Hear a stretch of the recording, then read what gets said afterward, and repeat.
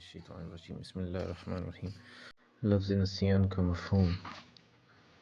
عبدالعزیز بن مسلم سے روایت ہے کہ میں نے امام علی رضا علیہ السلام سے قرآن مجید کی اس آیت کے متعلق پوچھا، انہوں نے اللہ کو بھلا دیا پس اللہ نے ان کو بھلا دیا۔ سورہ توبہ آیت نمبر 66۔ تو کیا اللہ پر نسیان بھی طاری ہوتا ہے؟ آپ علیہ السلام نے فرمایا، سہو و نسیان اللہ پر طاری نہیں ہوتا، سہو و نسیان مخلوق پر طاری ہوتا ہے۔ کیا تو نے اللہ کا یہ فرمان نہیں سنا اور تیرا پروردگار بھولنے والا نہیں ہے؟ سورہ مریم آیت نمبر 46۔ پہلی آیت میں نسیان کا لفظ بطور جزا استعمال ہوا ہے۔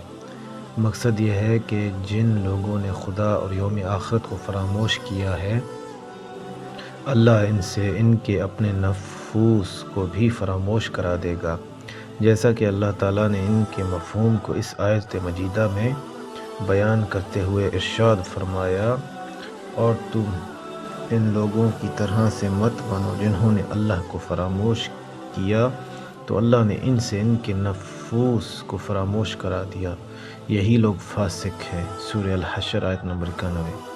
علاوہ ازیں اللہ تعالیٰ نے فرمایا، پس آج کے دن ہم انہیں بھلا دیں گے جیسا کہ انہوں نے اس دن کی ملاقات کو بھلا دیا تھا۔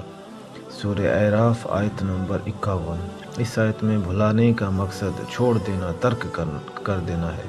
مفہوم آیت یہ ہے، جس طرح سے ان لوگوں نے یوم آخرت کی تیاری کو چھوڑ دیا تھا، اسی طرح سے ہم بھی انہیں چھوڑ دیں گے، یعنی ان سے کوئی سروکار نہیں رکھیں گے۔